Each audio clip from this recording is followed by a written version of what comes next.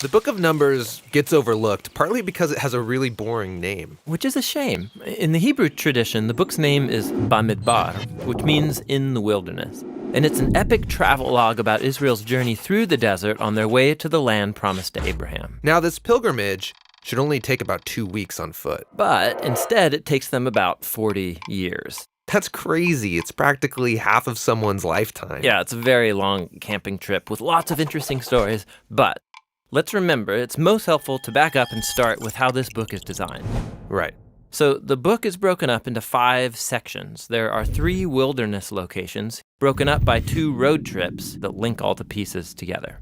The first wilderness section is Mount Sinai, right here on the map. And then in the second section, they travel to a region called Paran. A whole bunch of things happen here in the wilderness of Paran. And then in this 4th section is Israel's road trip to Moab. The book ends with a large section in the wilderness of Moab, right across the Jordan River from the Promised Land.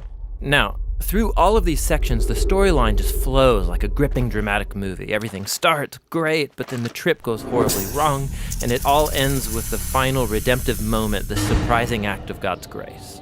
So let's jump into this story. It all begins at the wilderness at Mount Sinai, and we've become really familiar with this mountain. Yeah, if you remember, Israel came here after Egypt, and they formed a covenant with God here, got the 10 Commandments here, built the tabernacle here, and they've been at this mountain for 1 full year. And now they take a census to number the people as they prepare to leave. Right, and they're given these instructions for how to organize all those people in the camp.